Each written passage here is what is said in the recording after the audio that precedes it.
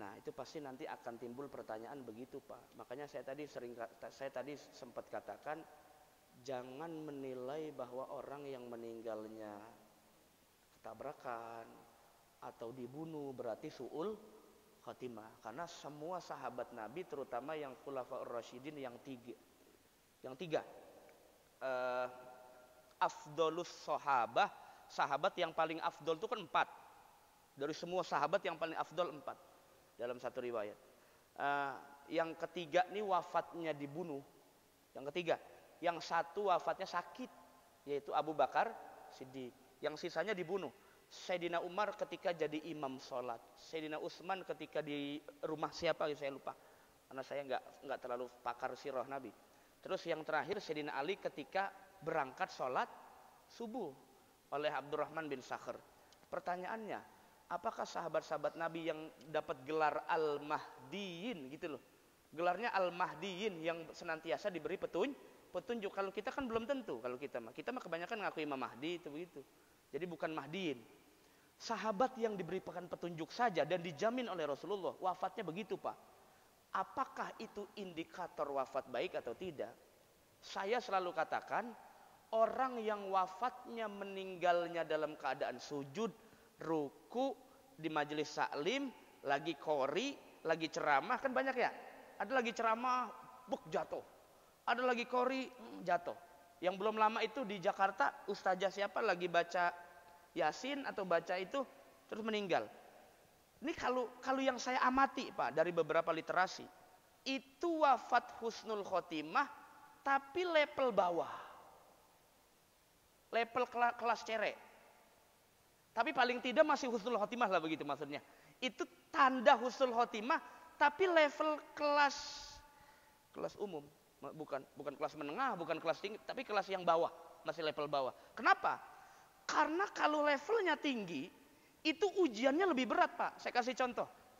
Tidak satu pun orang-orang yang dicintai Allah itu meninggal dalam keadaan yang kayak tadi tuh sujud.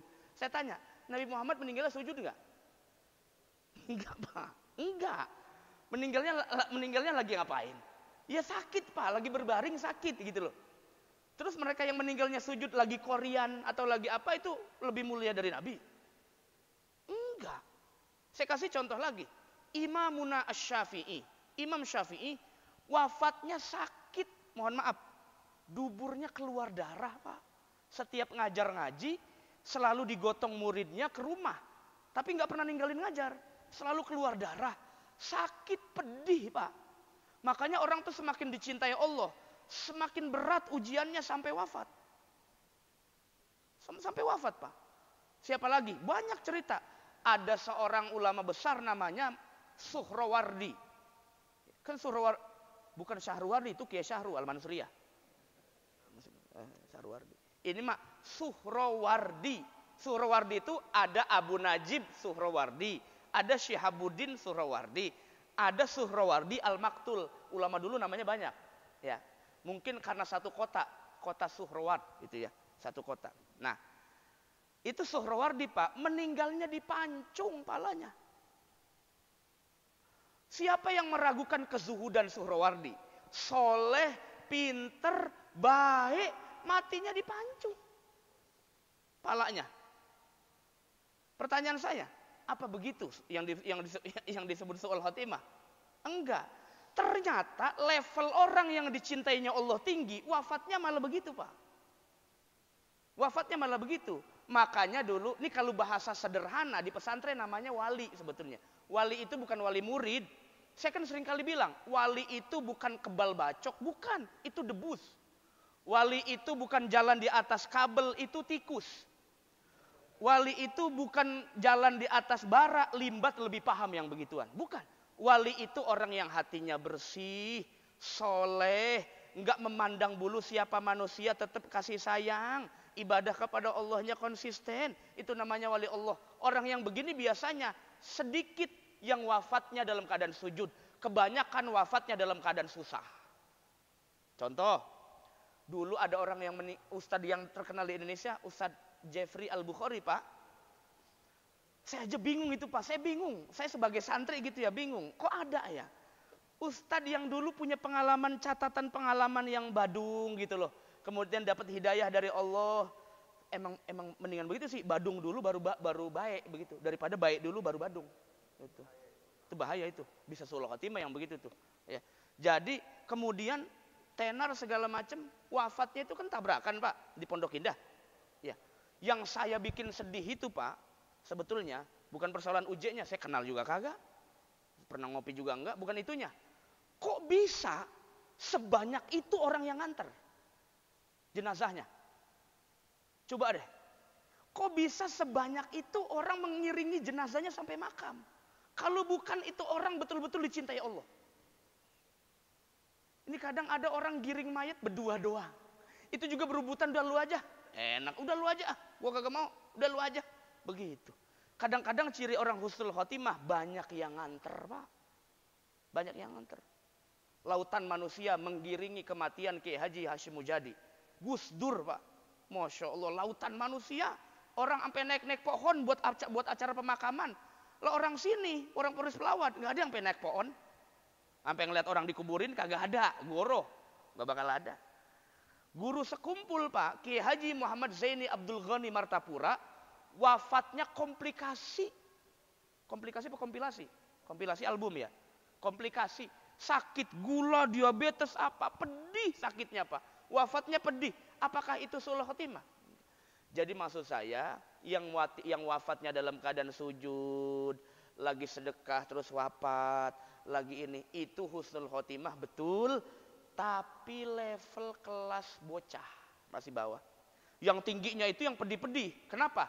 Bapak sabar nggak kalau wafatnya lagi sakitnya sakit gula? Banyak orang nggak sabar Pak. Bapak sabar nggak kalau ternyata dikasih wafatnya ketika kecelakaan? Banyak nggak sabar. Maka saya bilang, baik sangkalah dengan orang yang wafatnya dalam keadaan begitu. Siapa tahu yang begitu ternyata berbeda. Beda sama wafat maksiat ya. Beda Pak. Emang kalau matinya ketabrak maksiat? Ini bedain sama orang matinya lagi nyolong ayam, ketahuan, jantungan. Wah, mati. Gitu. Lagi nyolong ayam, namanya lagi maksiat. Beda orang lagi main catur, kagak sholat subuh, mati. Nah itu, syukurin tuh. Udah kagak sholat subuh, main catur lagi. Mati lagi. 3 kali lipat tuh. Main catur boleh Pak, kata Imam Malik, cuman makruh saja. Tapi kalau ninggalin sholat, haram. Haramnya karena ninggalin sholatnya, bukan main caturnya. Yang kadang-kadang kita ya Allah, iseng-iseng doang mah boleh-boleh saja lah. Ya. Jadi, kalau yang matinya dalam keadaan maksiat tuh Pak, mati dalam keadaan ninggalin sholat, mati dalam keadaan meninggalkan puasa tanpa uzur syara ya, mati dalam keadaan menzalimi orang lain, mati dalam keadaan ghibah, nah itu suul khatimah. Tapi kalau kecelakaan, dibunuh, tabrakan, apalagi kepleset, jatuh dari kamar mandi, belum tentu suul khatimah. Ya, belum tentu suul khatimah. Karena sahabat Nabi banyak yang wafatnya umumnya dalam keadaan terbunuh. Banyak juga ulama-ulama kita yang dalam keadaan terbunuh. Allah yarham Imam Ibnu Taimiyah Al-Harrani, salah satu ulama yang saya kagumi, wafatnya di penjara. Sakit Pak. Nggak menikah sampai akhir hayatnya. Lah kita memikirin kawin mulu kan. Cuman nggak berani aja. Untuk kedua kali. Nggak berani. Tapi kalau ngomongin poligami, Ustadz paseh batu. Padahal dia yang paling pertama takut. Itu dia. Yang paling pertama takut dia sebetulnya, kagak ngaku aja.